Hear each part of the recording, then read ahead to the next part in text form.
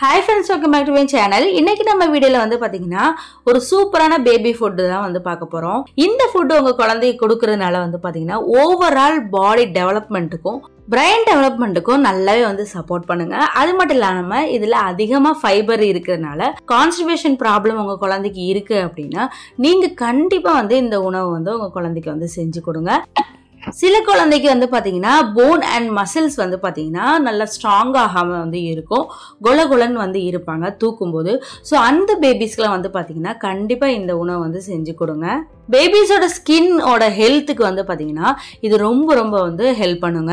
ஸ்கின்ல ஏதாவது அலர்ஜிஸ் இருக்கு, இல்லைன்னா ஸ்கின்ல வந்து தேமல்னு சொல்லுவாங்க தெரியுமா? ஸோ அந்த ப்ராப்ளம் உங்க குழந்தைக்கு வந்து லைட்டா வந்து தெரிகிற மாதிரி இருக்கு, கையில, முகத்துல, முதுகுல இந்த மாதிரி வந்து கொஞ்சம் வந்து வெள்ளை வெள்ளையா வந்து தெரிகிற மாதிரி இருக்கு அப்படின்னா கண்டிப்பா இந்த ஃபுட் நீங்க கொடுக்கறதுனால படிப்படியா வந்து பாத்தீங்கன்னா அது அப்படியே மறைஞ்சு போயிடும்.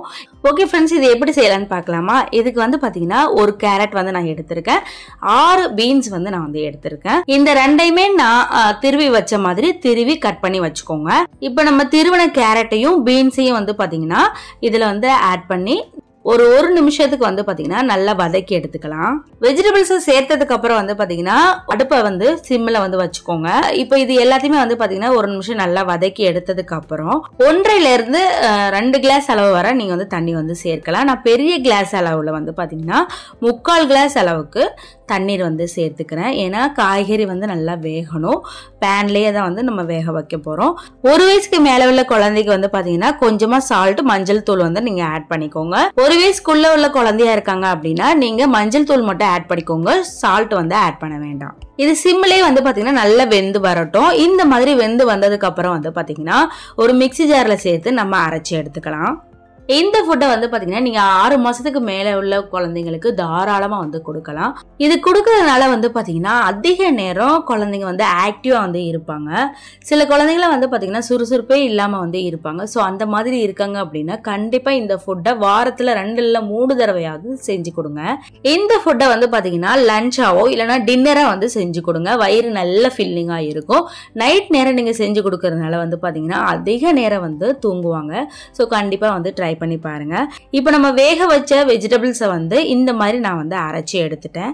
அரைச்சதுக்கு அப்புறம் வந்து பாத்தீங்கன்னா இது வந்து தனியா இருக்கட்டும். ஒரு பேன்ல வந்து பாத்தீங்கன்னா 2 ஸ்பூன் அளவுக்கு சுஜி வந்து ஆட் பண்ணியிருக்கேன், அதாவது ரவை வந்து ஆட் பண்ணியிருக்கேன்.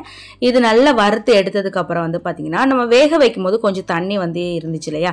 ஸோ அதை வந்து எடுத்து வச்சிருந்தேன், அதையுமே ஆட் பண்ணிட்டு அதோட ஒரு 1/2 கிளாஸ் அளவுக்கு மட்டும் வந்து பாத்தீங்கன்னா தண்ணீர் வந்து ஆட் பண்ணியிருக்கேன். இது ஓரளவுக்கு வந்து வெந்து வரும்போது வந்து பாத்தீங்கன்னா நம்ம அரைச்சு வச்சிருந்தோம் இல்லையா? ஸோ அந்த பேஸ்ட் வந்து பாத்தீங்கன்னா இதோட ஆட் பண்ணி நல்லா கிளறி விட்டுக்கலாம்.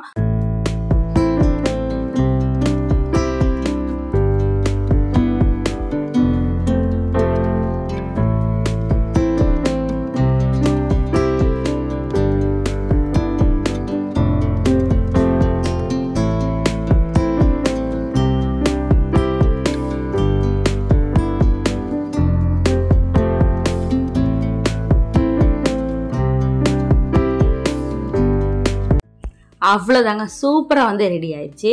கண்டிப்பாக உங்கள் பேபிஸ்க்கு வந்து செஞ்சு கொடுத்து பாருங்கள். செஞ்சு கொடுத்து எப்படி சாப்பிட்டாங்க அப்படிங்கிறத நம்ம சேனலில் வந்து ஷேர் பண்ணிக்கோங்க.